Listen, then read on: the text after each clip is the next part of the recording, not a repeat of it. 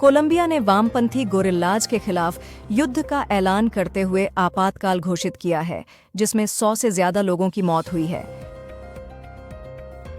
Trump ने America Mexico सीमा पर राष्ट्रीय आपातकाल और सैनिकों की तैनाती की घोषणा की। डोनाल्ड ट्रंप ने जो बाइडेन के 2023 के आदेश को रद्द कर दिया, जिससे एआई के खतरों को कम करने का प्रयास किया गया था। ऑस्ट्रेलियन ओपन 2025 में नोवाक जोकोविच और कार्लोस अल्कराज की क्वार्टर फाइनल में अद्भुत भिड़ंत होगी। डोनाल्ड ट्रंप ने अमेरिका को पेरिस जलवायु संधि से वापस लेने समेत 8 महत्वपूर्ण कार्यकारी आदेश पर हस्ताक्षर किए। दक्षिण कोरिया के बर्खास्त राष्ट्रपति यून सुक यूल पहले बार संवैधानिक कोर्ट में इम्पीचमेंट सुनवाई में जाएंगे।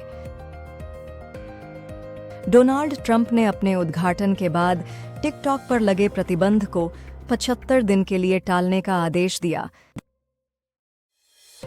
डोनाल्ड ट्रंप ने अमेरिका के 47वें राष्ट्रपति के तौर पर शपथ लेने के तुरंत बाद ओवल ऑफिस में पहला कार्यकारी आदेश साइन किया।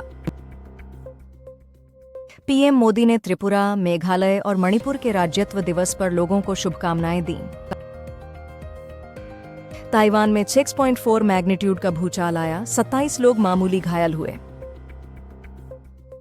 दिलजीत दोसांझ की फिल्म पंजाब 99 फिर से टली, 7 फरवरी को नहीं होगी रिलीज। अभिनेता फ्रांसिस्को सान मार्टिन, जो डेजू ऑफ आवर लाइव्स में दारियो हर्नांडेज का रोल निभाते थे, 29 साल की उम्र में आत्महत्या से निधन हो गए।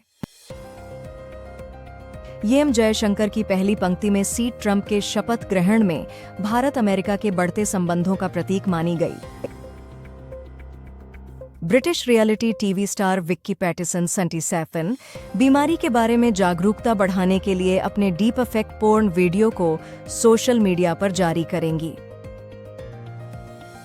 भारत ने सैटेलाइट स्पेक्ट्रम नीति लागू की, जिससे उपभोक्ताओं को ज्यादा विकल्प मिलेंगे, जबकि मुकेश अंबानी की रिलायंस जियो को एलोन मस्क की स्टारलिंक से खतरे की चिंता कम की गई है।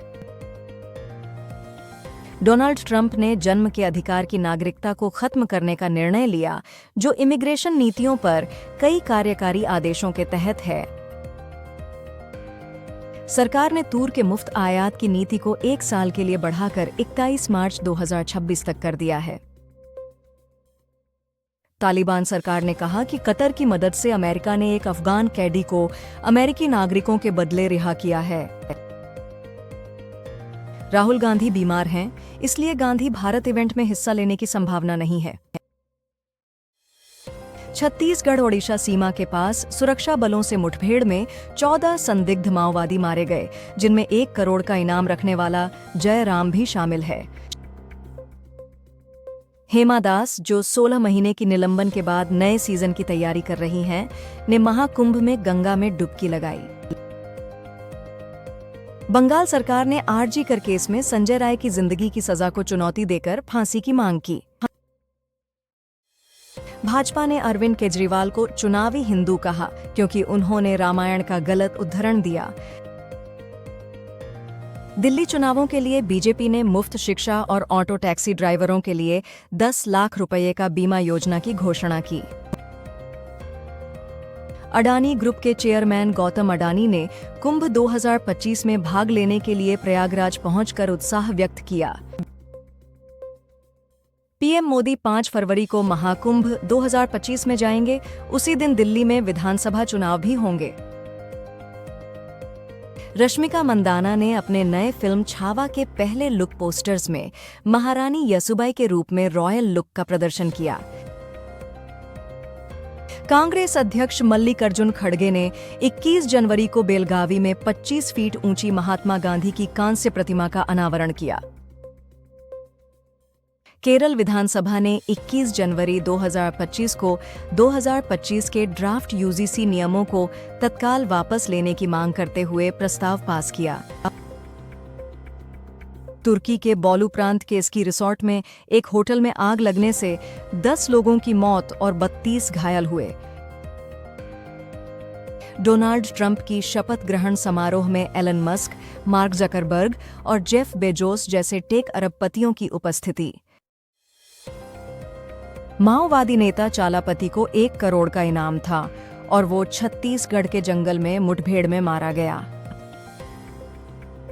कर्नाटक के मुख्यमंत्री सिद्धारमैया ने कहा कि महात्मा गांधी सच्चे हिंदू थे और उन पर लगाए गए बीजेपी के आरोप गलत हैं। राउंड 3 के बाद प्रज्ञानंदा ने अर्जुन को हराकर अब्दुसत्तोरोव के साथ लीड शेयर की। ईडी ने जम्मू कश्मीर के पटनीटॉप में 15 करोड़ रुपए के 2 होटलों को मनी लॉन्ड्रिंग जांच के तहत अटैच किया। अडानी एनर्जी सॉल्यूशंस ने 25,000 करोड़ रुपए का भादला फतेहपुर ट्रांसमिशन प्रोजेक्ट जीता। आईसीसी महिला वनडे बैटर रैंकिंग में स्मृति मंधाना दूसरे स्थान पर पहुंच गईं। WHO ने अमेरिका के द्वारा संगठन से बाहर निकलने के फैसले पर अफसोस जताया। इंग्लैंड ने भारत के खिलाफ T20I सीरीज के पहले मैच के लिए अपनी प्लेइंग XI का ऐलान किया। ट्रंप ने जन्म से नागरिकता खत्म करने का आदेश देकर अमेरिका की इमिग्रेशन नीति में बड़ा बदलाव किया।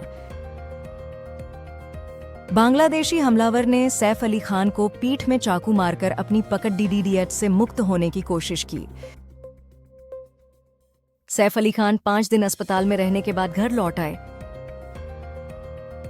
इंग्लैंड के कप्तान बटलर का कहना है कि लंबी विदेशी यात्राओं पर परिवार का होना बहुत महत्वपूर्ण है, जबकि भारतीय खिलाड़ियों को BCCI के दिशा निर्देशों के अनुसार परिवार के साथ कम समय बिताना होगा।